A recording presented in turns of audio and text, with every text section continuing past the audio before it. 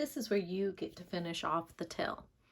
Now we can keep going with this pattern, and the way I do that is this one here meets in the middle of one, this one here meets in the middle of this one, so I'm just gonna go start in the middle of this one.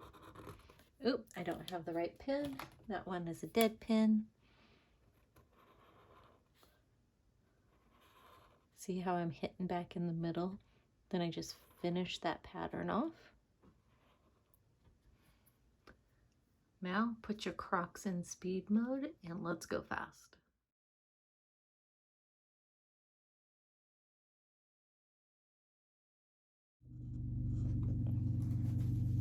Okay, I got my blue paint and I have a little thing of water over here, and I'm gonna dip my foam brush into the water and I'm gonna thin out this paint. I want that water to look thin.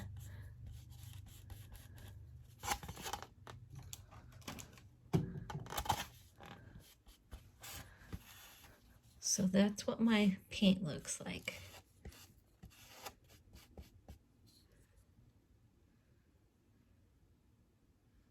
I want the bottom of my water to be darker than the top of my water, but I'm going to start everything out the same.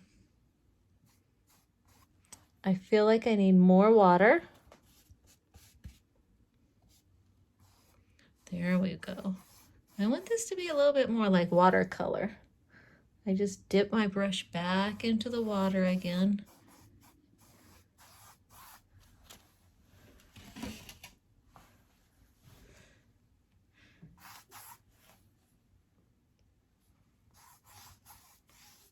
There, now I got it a little bit lighter down here.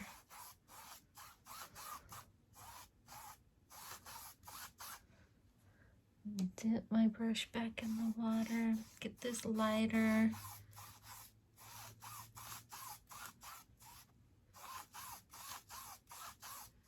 Notice how I went over everything. I'm going to go back in with some different colors and we're going to be just fine going over that. I'm going to go back with my blue that doesn't have lots of water in it. I'm going to put some more of that up here. So that's going to end up being darker. Now I'm kind of trying to go a little bit more with my water curve. We'll get back into that water because I want this to be thinner.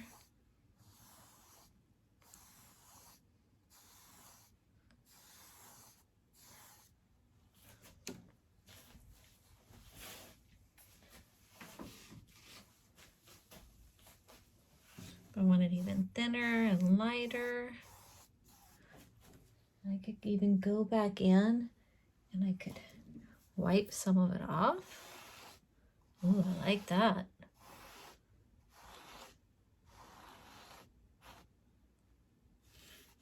That way it got a little bit lighter down there. Now, make sure that you don't forget your edges. I'm going to go ahead and go off camera and do my edges. Now I want you to let this dry. Go get a cookie, go get a drink, or go to the bathroom, get a hair dryer, and dry it with the hair dryer. I'm going to use my heat gun here.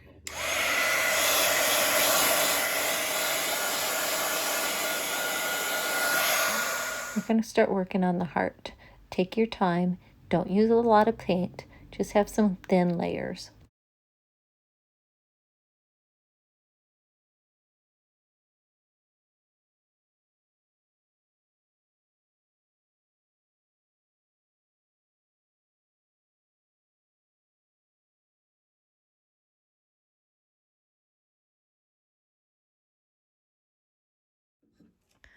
Now I just have about a quarter size of white.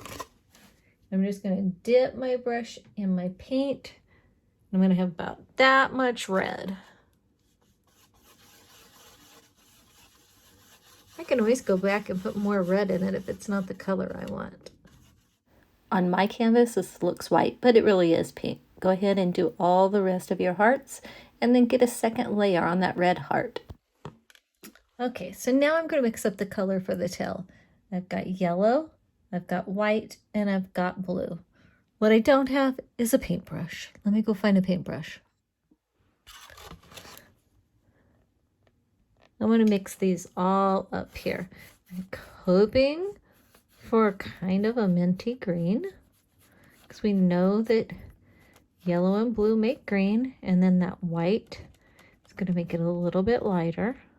While you're mixing that paint, your heart's probably dried. If they're not dry, make sure they get dry before you do this step. Go ahead with that little brush and go ahead and get right in there. You can use the side of the brush to get into the really tight corners and the flat edge to get nice straight lines. Don't worry too much if you get on the black outlines, because we're going to go over that with the black pen. And don't worry that you're going over the scales, because you're going to be able to see those through this paint, and we're going to go over those with the black pen too. Make sure you're careful around that heart that's on the tail.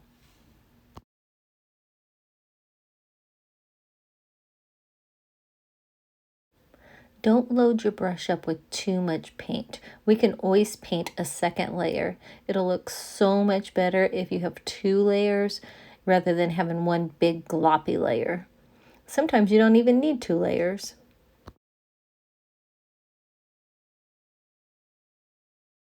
Oh, I forgot to mention, if it's easier for you to turn your picture in different directions, go ahead and turn it all around, however you need to be able to paint it the best way you can.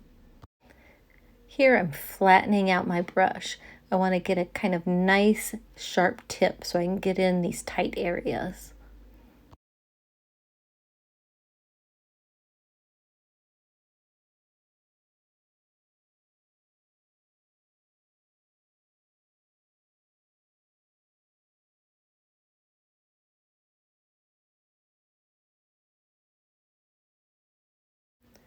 See, you can still see the scales. It's all dry now and you can see right through that paint. There's nothing like some glitter paint. Go ahead and take your glitter paint and put it all over the tail. Do a thin layer of this. When it dries, if it's gloppy, it will look a little bit weird. If you need another layer after this one dries, go ahead and put another layer on it if you really like it to sparkle. I decided I wanted my heart on my tail to sparkle too, so I put a layer of glitter on it. All the paint is dry. It needs to be really dry before you put the marker on, otherwise you're going to mess your marker all up. Go ahead and carefully go around all of the tail and all of those scales. Take your time doing this outlining part. You've got this beautiful painting. You don't want to rush it and mess it up. Don't forget to outline those hearts too. The wave lines are probably okay. Let's get to work on those scales. I'm going to do it in super speed mode, but you guys take your time. I hope you had fun creating this cute mermaid tail.